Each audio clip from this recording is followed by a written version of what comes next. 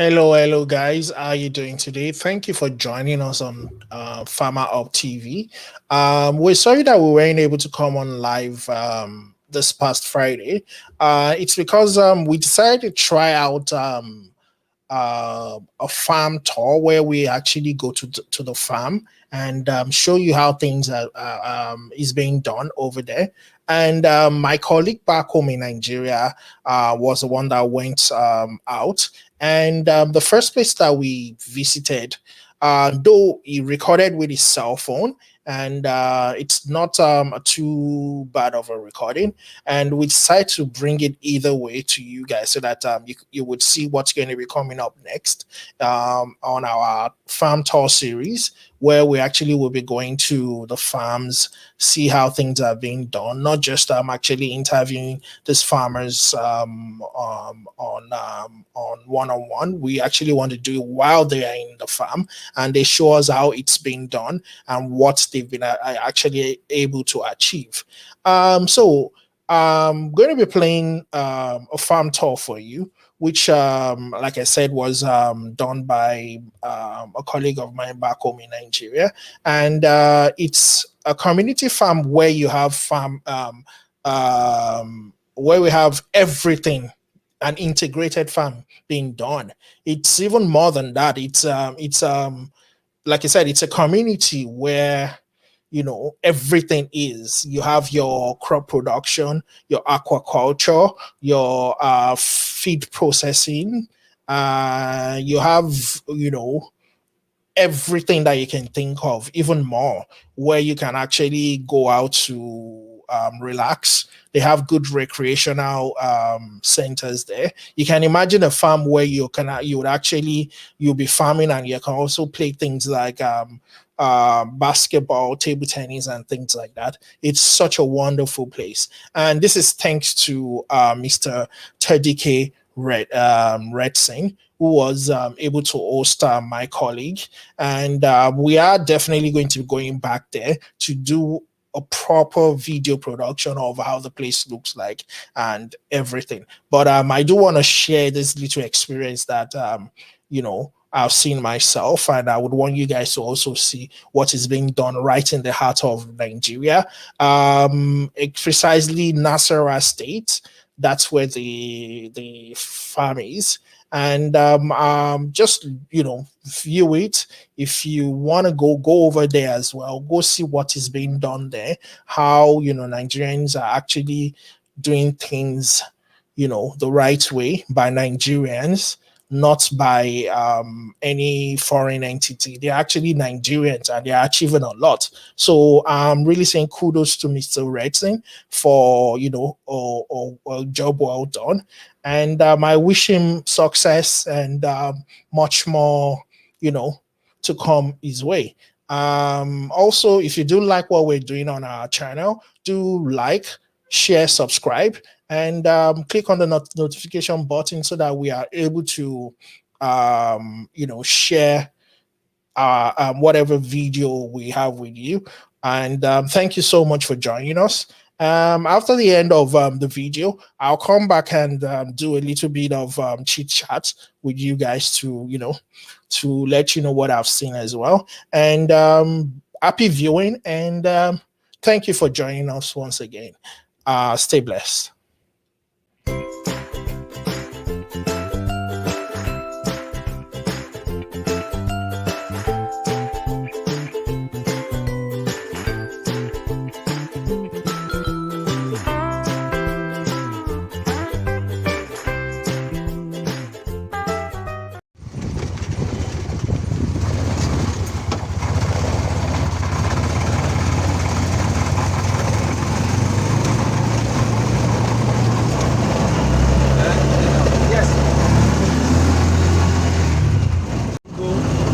About 300,000 tons of grains.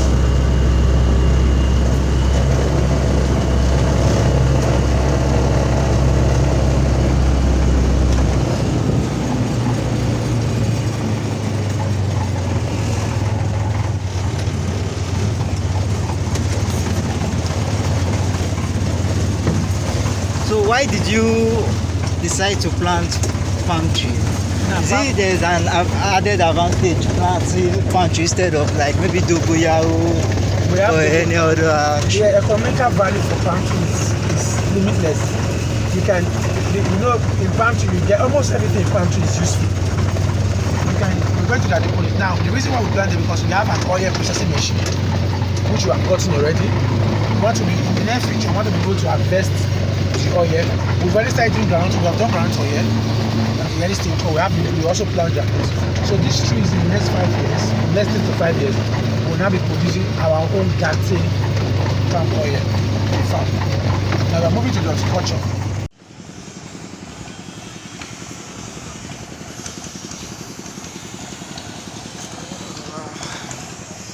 the settlement where you have Now, everything. yes, Nigerian Farmers Group is not just into agricultural production.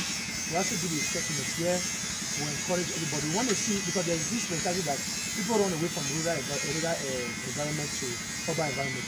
But we want to change that mentality to bring people from urban environment to the rural setting. Why? Because of the things, and it has started happening already. During the holiday that we have now, just the Muslim holiday, we have people that came out from Abuja that came to come and spend time in the farm. Why? Because the environment is serene. You take yourself up outside the Bosho and also of Abuja and all that.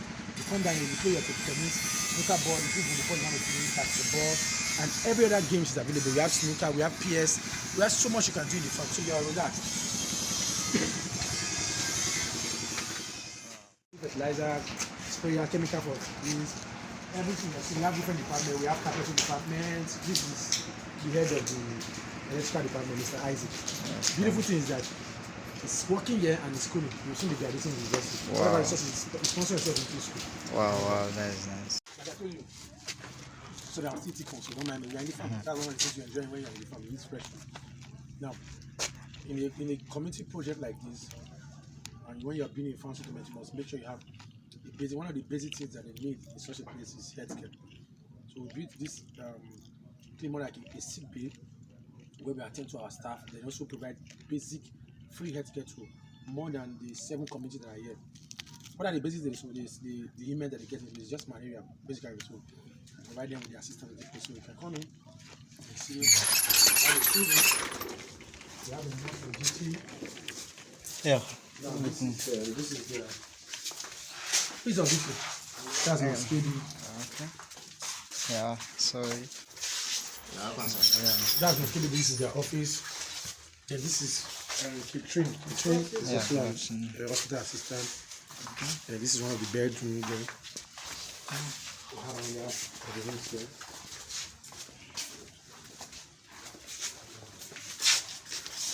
Yeah, wow, this is nice. I'll just stop. So, Gatti, that's the community where we are planting. When we started, no, we actually had the passion. We had one thing in mind to come and develop the agricultural setup by contributing our own part.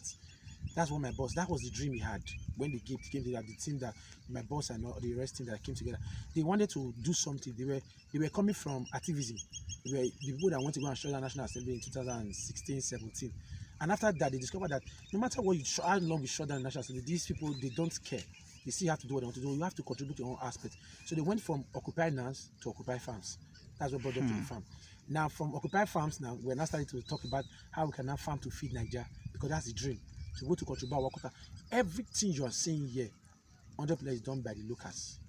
More than 90%. Why? Because we have this dream, not to, because there's this mentality that before you can see an industry that is working effectively, there must be a foreigner that is in charge. No. We are trying to prove today that Nigeria can start a project and can see through and it will be productive. So that is the cooperation that we have. So that is why we started this. And you can see this is the dam that we prepared. Okay, the dam you use for irrigation. This for example, now this is how this we are planted in the dry season. I mean, in the heat of where you are going to be getting about close to 38 degrees Celsius in the north. Corn north. This is natural state.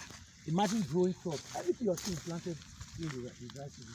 This is sugar cane. Sugar cane? Yeah, sugar cane. Wow.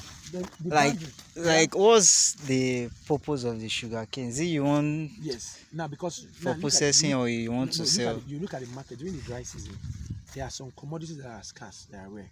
Even within your local market, because whenever you're doing, you have to look at your local market. What are the things that they need? One of the things that they always look at, the sugar cane is one thing that moves the market. So what we did was to do a pilot phase in this plot So that is what we always do. Before we venture into anything massively, we do a pilot to see how long it takes us. Then what are the factors that you need, you can adjust.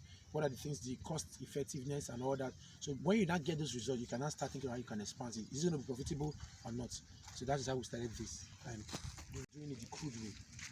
The people that they call them agriculture hub of the world today.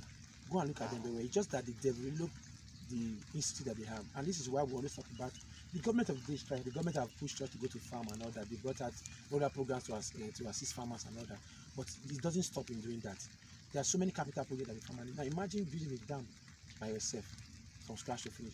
Then two, I always talk about the research institute. The reason why farmers are still struggling, a farmer makes money when he has good yield from his farm. But if you don't have the right seedlings, the seedling that will give you good yield, no matter what you plant, and you don't get the yield, you don't make money.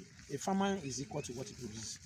So if you go to the entire farmer a whole year, you plant maize, for example, and at the end of the day, and I think the basic cost of planting an hectare of maize now, generally I think from NISA and other government agencies, is not less than the 250,000 to 280,000 naira. Now at the end of the day, if you finish planting that and you don't get about 2 tons, or you don't get 2 tons per hectare, which is, if you say, you're not going to be making money. So that is why our research institute need to wake up. They need to wake up and do research where they can give up countries like, I think in Zimbabwe, they have a seed in Zimbabwe for maize that are doing about 7 tons already. Why in Nigeria, our research is still struggling to do about 3 tons. They will tell you 3 tons in the office. When you come to the farm to do practical, other factors will come to play into it. They'll tell you do best practices. Give them the land and hectare, let them want to do best practices. You see that they will not get the result. Why? Because they demonstrate. You cannot demonstrate using how many centimeters farmland. Then you want to do the same thing, you get the same result when you do it on hectare. The margin is too different. It's too wide. You cannot use that. You have to use percentage. This plant simply means you can plant it where there is no fadam and poorer, like a swamp area, and be able to still have. It just depends on they call it, how do I call it, the doggedness of the grain seed to withstand droughts. Because if you plant something in swamp area, there is always water. No matter how the water dries up, there's always going to be water there for you to, and the water uses a lot of water. Rice uses a lot of water for production. So that's why you see this one we planted here.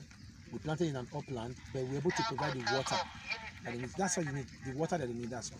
If you can provide the water that they need, you can plant rice anywhere. How do you think places like Australia, those people they've gone past? You have to start thinking beyond just using your natural factor, because this will not be enough for you again. Countries like Australia, countries like Norway, they are doing billions of dollars in terms of revenue for agriculture, and they don't even have land. Most of them are covered with water. How are they doing it? Because they have started thinking outside the box. That's why you hear them talk about aeroponics, hydroponics. Some are even doing, yes, most of them are now doing aeroponics. You see greenhouse planted from scratch to finish. Why? Because they have developed factors, developed structure systems on how to go. So we should also start thinking outside the box. Instead of us doing the traditional way, if there's no rain, doesn't mean if rain doesn't fall, you start planting. What happened to the left of the period of the year when there's no rain? So that's why we have to create a dam. We're going to the dam. Yes, sir. Check it out. I want to show you our pumping machine that we use, irrigation farming and all that. It's locked, right? Okay. You can go inside.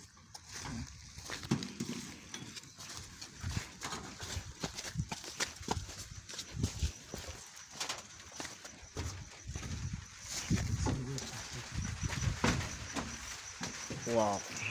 These are the pump station. You can see we have different pumping machine applying there where they get the water from. Now the rain is falling, it might not have too much use now because the rain is already here. So, but this is the pump station. But so during dry season, this water doesn't get dry. No, it doesn't. It doesn't get dry. They will use it all year round, and we still have water even before the rain came. That's the dream. The dream is to be able to have even much more. You can see the boundary where we dam it from. And those are the wall that we created to help hold the water. Because it's stretching for about 5 kilometers from here down to the other side. So we created this to be able to hold water all through the year for farming. Because we don't want to be limited to the fact that whenever it's dry season you do nothing. We want to be able to have all year round farming. That's why we created it down. And of course, there are also side attractions. We're going to be having fish. We wanted to do our first fish festival this year. Here we have fishes that we have done beside this place, natural fishes. That's going to be in this place. Fishes? Yes, lots of them. We have Catfish? Catfish, tilapia, different varieties of fish are inside this water. So, but in the next few years, we're going to be having our own fish festival in this place. We are leaving them to reproduce and have excess of it inside this place. We're also going to be having our fish farm very soon. We already created it. Is that there? Where we're going to be taking fish from here and putting them in our 80 ponds. We have an 80 pond that we have created. Tilapia too, yeah? Yes, tilapia is here. We have catfish, we have tilapia. Not just that, we have different varieties. We bought them and dumped them here. And we have seen them grow. Wow. And of course, last year we had our first carnival. We call it the Energy Series Carnival. Where in the core north, where there's nothing like river, we had a boat cruise. We have a a flying boat that we use. And people came here and it was exciting. Imagine coming to a place where they've never driven on water before. We are coming from the south side, so we are used to water and all that. So, but coming to the north now, we also created that environment. It might be an additional IGL for the farm. Yes, it is. We have done that already. We created the carnival. We started last year. Now, the boundary you're seeing, of course, you can see that you have already created a wall. That is where we are looking at building our resort. Wow. Resort. Imagine a resort where it's close to the water, you come in the fresh environment and all that. So there's already plans for all that. That's why we are also saying this thing can work in Nigeria. We are trying to let Nigerians know that it can work. And it's being done by Nigerians. I'm Peter Ogbede, I'm from Edo State. Coming to the north and having this with my boss, Mr. Rex Inteleka, is from Delta State, pioneering the project. So you can see much more can be done if only we can think and put our hands to work. It's not those people that you see on social media that does. No, those are the called social media farmers. We are just come to the farmers, see the farmer. See, you have the yes is money. You can see the way you are doing. The dry season farm. Everything you are seeing here, everything you are seeing was planted during the dry season. And we have 4 year right cultivation. We just go like this. Almost due for harvest. So it means that when you're coming next year, we want to expand because we just test one, we do the pilot phase. When you're coming next year, now we're going to have rice in all these beds. So it means that you can plant all year round. We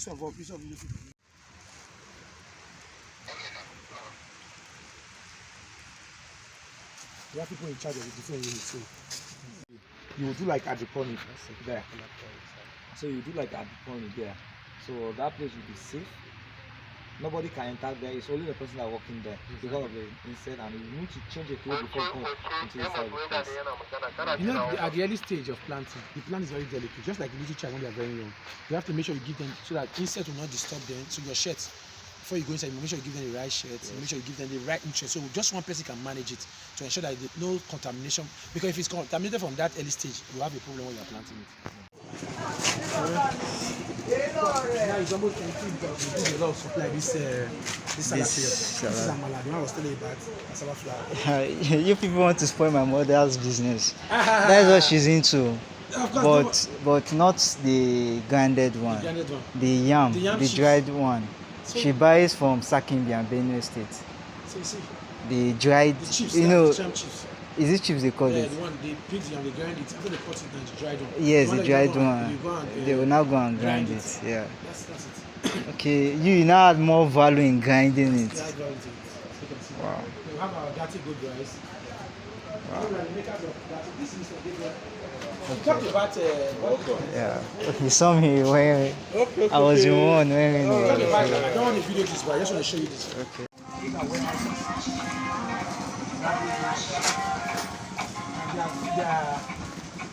There are exotic crops that we're planting.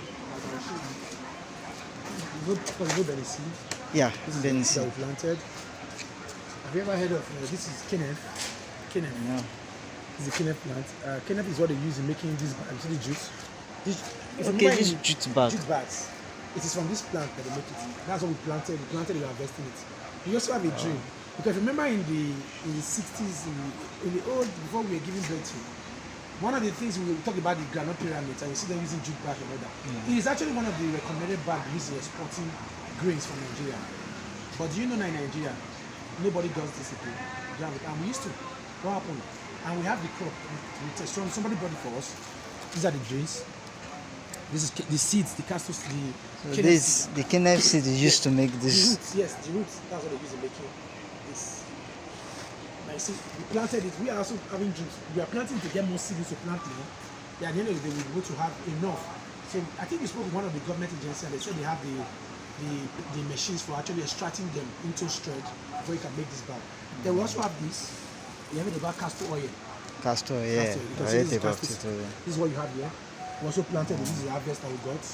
We also planted to use castor oil. The same machine that does palm oil, you can also use to make castor oil, just extract the oil. Then we have maize. I told you about maize. We have maize. You can see the maize. The maize that we still have remaining, not much again. Then we have paddy rice. We have ginger. We have turmeric. These are the things that we want. You can see this is turmeric. Wow. These are all export Yes, market. export. oh. Tell my wife that's Export market. Yes, export market. What about system seed? You This is sesame. That's what we call benefit.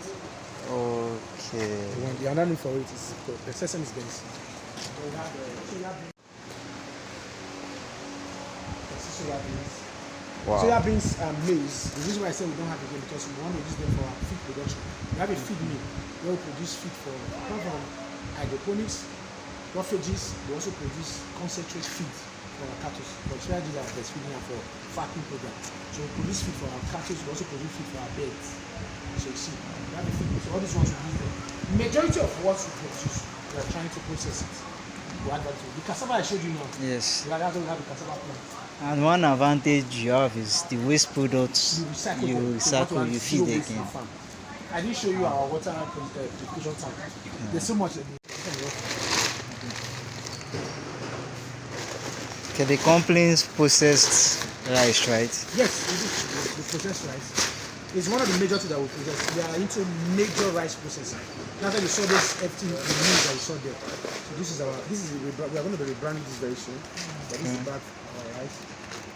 Gatti, we call it Gatti. We named it after the community. The community is Okay, called Gatti. GATS. So most of the things that we're going to be producing, Gatti rice, Gatti palm oil, Gatti amala, everything is going to be named after the community. It's also one of our CRS. This is sorghum. So this is the waste from sorghum. And these are the bags that we heat. You can use sorghum from the floor. We have given them the feed. These are the ones that we use for feeding the cattle. Apart from sorghum, we have beans. You mentioned beans. I want to Yeah. we have beans.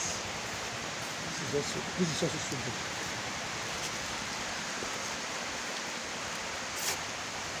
Okay. I want to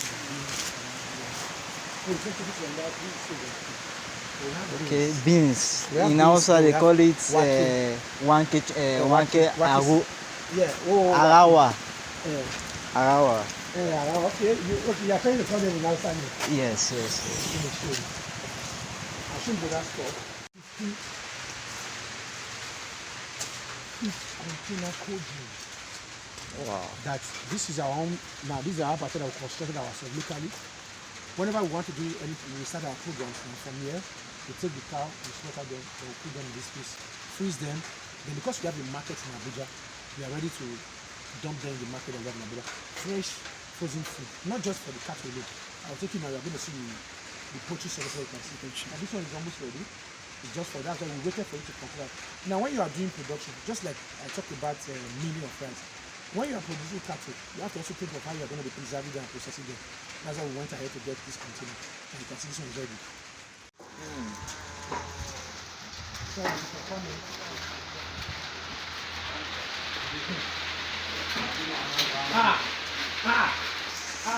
This is where the goat are going to stay. Of course, you know the goats, they are used to messing up their food. Yeah. So that's why we prepared it so that they can only put their head and eat and listen. So this is where the goat are going. So this is going to be like a full marketplace for cattle and goats and sheep production. Then you look beside you. Said you prefer crossbreeding fresh land with Bokolo, right? Broccoli because of now. The reason why we also discovered something because most of the sizes of the calf the place that give birth to are always very massive. Now because the local breed which the Fulani has, the village, popular one is the village. The one that usually has one, they have different classes of it. They are not enough to accommodate the child. The one we experimented with was difficult for them to give birth. Most of them had stillbirth. So what we had was there's a particular breed which we call that we clearly most of this one we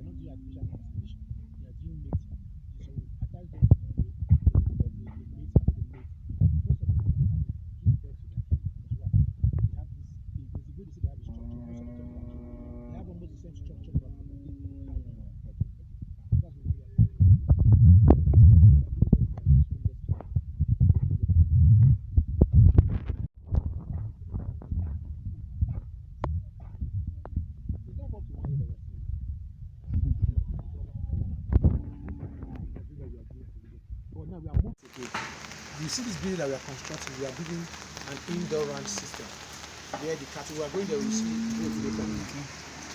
This brown cow structures on the body, you see this one now? It goes to show that this is no longer a local breed. Yeah. You can see the spots on them already. You can see these ones, they are no longer local breed because they have crossbreeded. This one, between January and now, that's why they gave birth to this one. And now there's one particular breed, where that present breed, the process is called hydroponic because you just use solely water. But you see, when you're not producing, because we are using it for food, for cattle production, we call it fodder. They produce fodder in every 7 days. Now it means that you plant your crops, you apply water with the system and the technique, then you harvest it every 7 days. So I'll hand over you to Mrs. Lambert. She will guide you on. Madam, please try it. Okay, so just be fast. What do you do? How do you start? When you want to plant a cow? Yeah. Yeah, not gonna. No, it doesn't. So you can listen. Why you go visit when we go ahead? Listen to another. Just be fast to the top. Okay.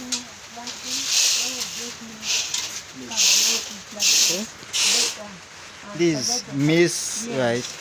Yes. Okay. After we blow it, we will select the barbed one. When we select it, we can soak it for 4 hours. It will soak in the morning, come out the water in the evening. When we come out the water, then we will divide it inside this basin and cover it. The second day, we wash it. After we wash it, then the third day, it will germinate. See the first one that is germinate. It will germinate. After germinating, then we will take it to the basket, plant it here. Yeah, what do you want to do? When we plant it here,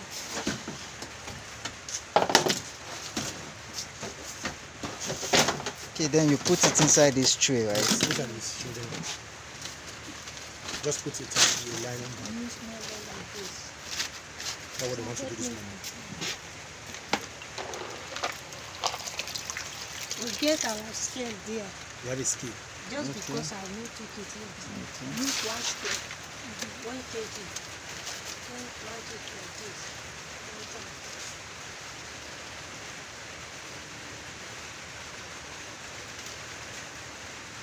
So that's how they plant it. So don't worry, one is okay. Okay, so you cover it. She want to tell you. Then you cover it and Yes. put it under the light. Then we can cover it. Then within how many days will it now? When I plant it here, it will take 2 days. When it will take 2 days here, then I will transfer it. Yes, so we are going there. Then I can transfer it to here. When I transfer it to here, it will still take 2 days again. Then I'll pack it here to that place. By the 2 days, you can see the difference. Bring that one so that you see the difference. This one will be like the 3 now. You can see. Yeah, you see the difference there. From what you planted there, you can see. You're already sprouting bigger. Yes. You can see them. Wow.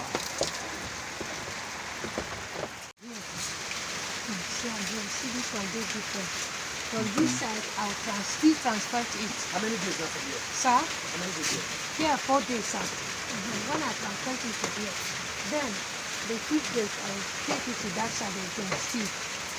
Okay. 5 days here. Okay, this is the 5th day. Yes, yes.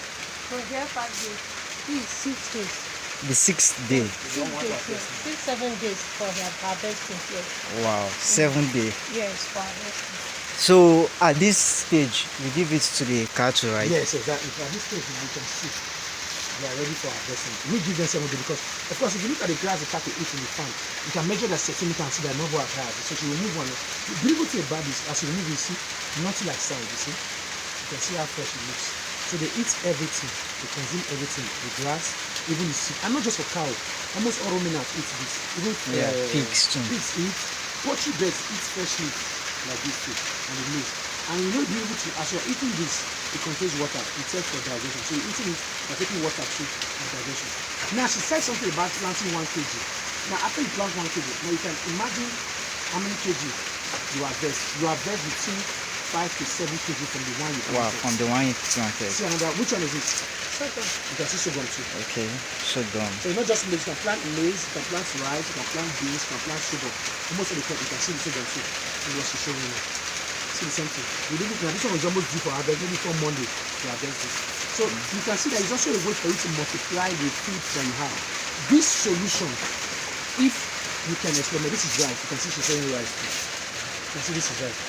This solution can help you to resolve the farmer error crisis that you're having. This is what we are trying to, when they say they want to do, they're talking about riga and ranching. This is what you can have in a ranch. So you cannot have this in a ranch. A cow doesn't need more than 40 kg in a day. You want more than 40 kg for you to feed them. So if you have this basket when you sell it, it means that if you have 1, 2, 3, about 5 of them, you can split them money after you give them rice and all that, and mix them with your raw food that we talked about, like for proper healthy food. Then you're okay. So it means that you can eliminate the process of you taking the cow from one place to another and create this system. What does it take? You can look at, should we just saw what we did here now? We need only basket, leather, and this leather is usable. You don't throw it away. You wash it and use it again. Then what is it? The water system. That's all. You can see also They will have maximizing the use of yes. This is also now you know, because of the so much usage of our land, and if we use our land too much without revitalizing it. Okay. Yes. What's that? Yes. Of course, it's trying to tell you that you see they perforate the hose.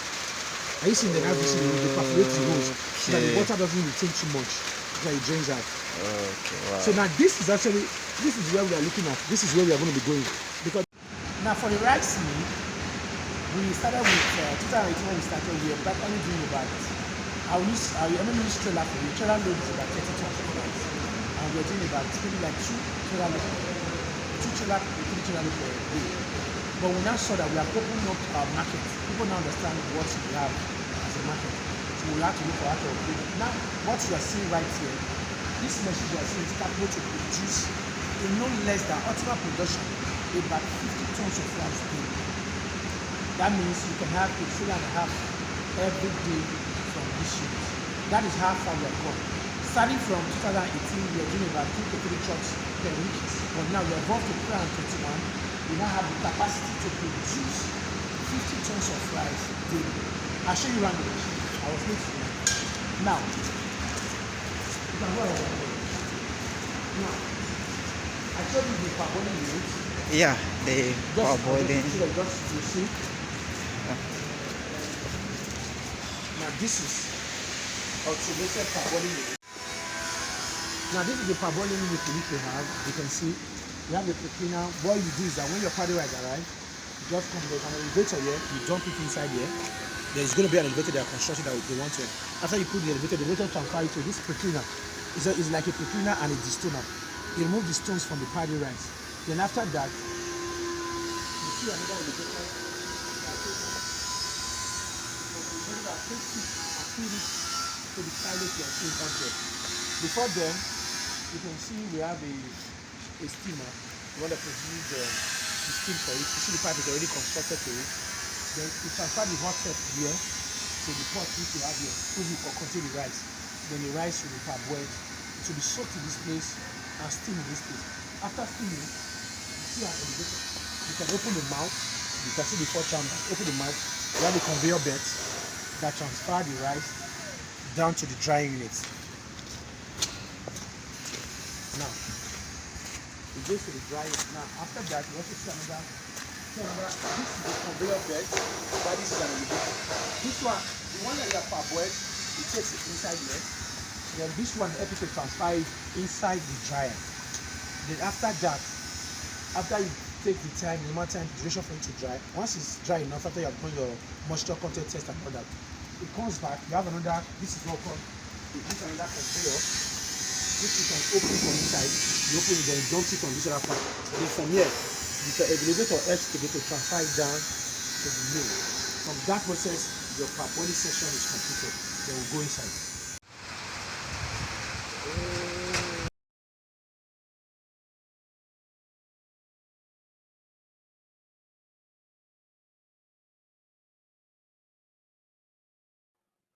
Wow, what a wonderful video this is.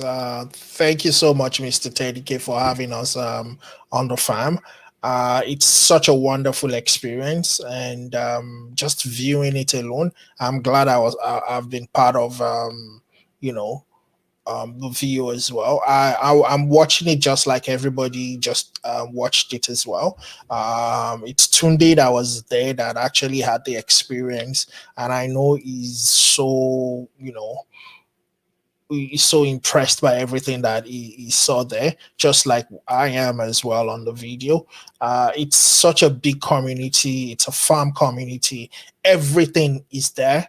Uh, you have your ranch, you have your carpentry section, you have you have your sick bay, you have your recreational center, you have everything. You can see how everything is being done, and the amazing thing is that it's being done by Nigerians. No foreign entities involved. So this is Nigerians doing things our own way. And it's such a wonderful experience. Like I said, I just can't wait to be there. It's an environment where you would want to just be, relax, do farm, and enjoy yourself. You understand? So thank you so much, Mr. Teddy K, for this innovation, for this idea that you've been able to bring to life. And I can't wait to be there. Like I said, I know I've said that like 3 4 times already. I just can't wait to be there. It's a wonderful experience from the little that I've seen on the video. And we just shows that we Nigerians can achieve a lot if we set our minds to it. You understand? And that's what Mr. Teddy K has been able to achieve so far. And he's still going, a long way. And I do hope and pray that, there's more success that will come your way.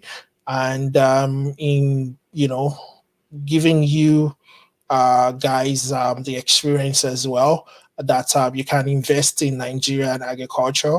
You can achieve a lot in Nigeria as a farmer. And all you have to do is make sure you do things the right way. You research, and you get the right kind of people to help you out as well. And if you also want to invest, I believe they have an investment program as well. So you can invest into the community as well. They've got their own rice as well that they sell. And it's, just like I said, it's a wonderful experience. Thank you so much once again, Mr. Teddy K. We are hoping that soon we'll be able to get you back on the show to talk more about the community, and we would be glad if you're able to do that for us once again. I know we've had you on the show once with a colleague of yours, but this time around, we're hoping we can have a one-on-one chat with you, and we will just want to say thank you to all you guys for viewing the show, for being part of the show, for subscribing, and for liking our show.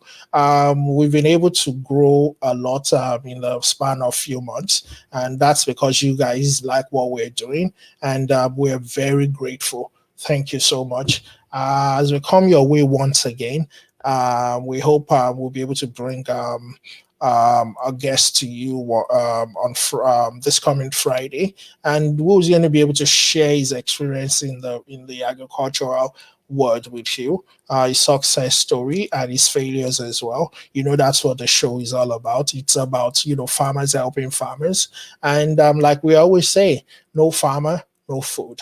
Thank you so much for joining us. Thank you to everybody at the Nigerian Farmer Group community for letting us come down to be part of your world, to see how wonderful the place is. We are very grateful. And this is me saying good night. Have a wonderful day. And God bless.